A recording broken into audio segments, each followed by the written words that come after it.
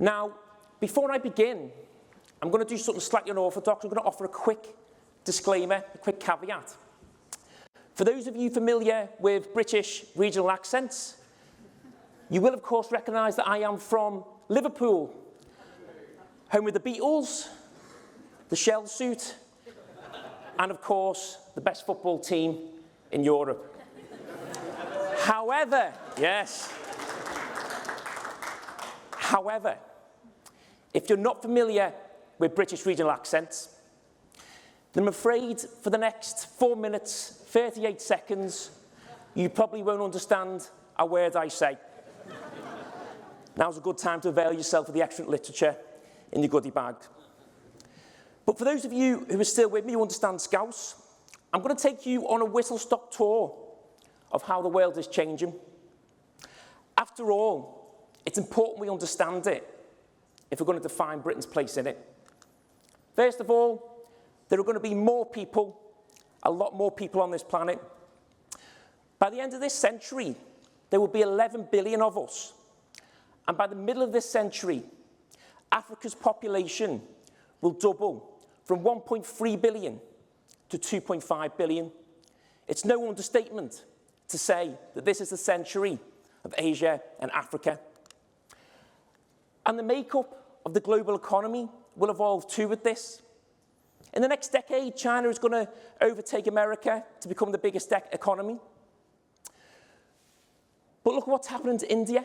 There we go, in this magic chart, it's just overtaken the US to become the second biggest economy.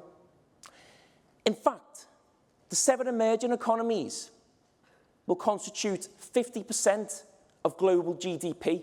That's up from 35% today.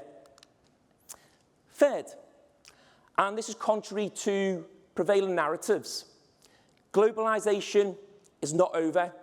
To paraphrase Larry Summers, we're in the era of intelligent globalisation.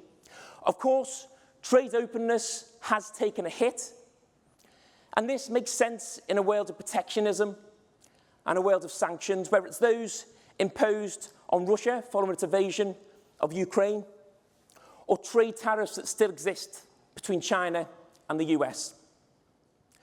But the top line is that trade between countries will grow by 300% over the next 30 years.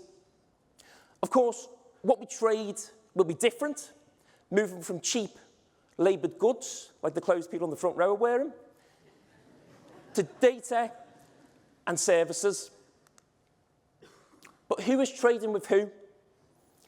Members of the ERG in the room, look away now. Trade blocs are on the rise. Take the newly launched Africa Continental Free Trade Area.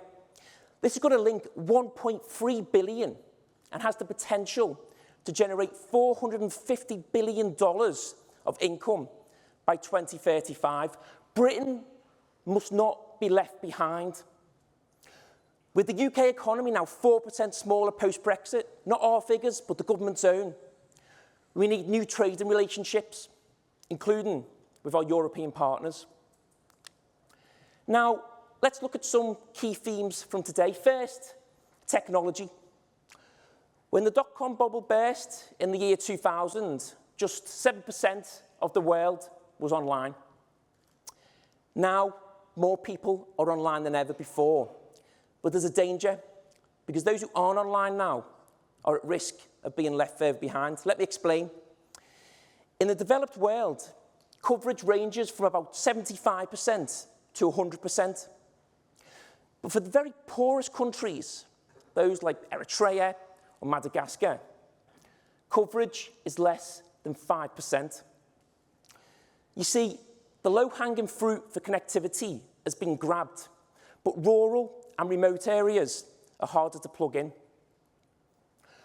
Without concerted intervention, the UN's goal of having 90% of the world online won't be realised until 2050. And it's technology that's going to transform that mainstay of any political manifesto: jobs, jobs, jobs.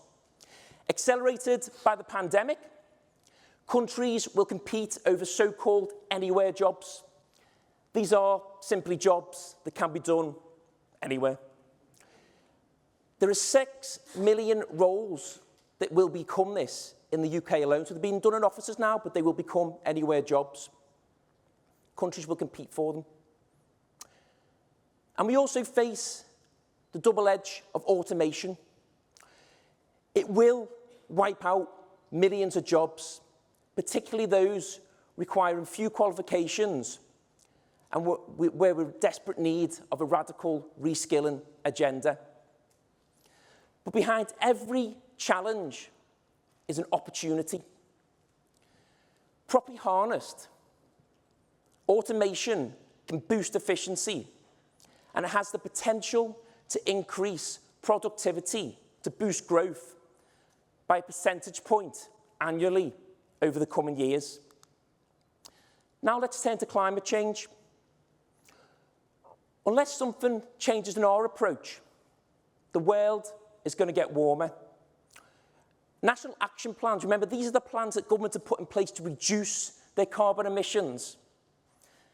Combined, they show a 14% increase in global greenhouse emissions by 2030, when what we need is a 45% reduction. 2 questions. How do we make sure growth is green? And how do we support developing countries to grow sustainably? And finally, how do we keep our country safe? Peace is no longer the default in Europe. And we saw before that post-war consensus of defence spending declining as a share of total government spending of GDP. That is categorically over. The NATO summit in Madrid will confirm this. Military spending will rise and rise. Already, it's past $2 trillion. But it's new powers that will be the most prominent, with China expected to reach $479 billion of military spending by 2030. That's almost 8 times that of Britain's today. So, there we go. That concludes our whistle-stop tour of the world. And now it's over to this room, it's over to progressives, to find Britain's place in it. Thank you, everyone.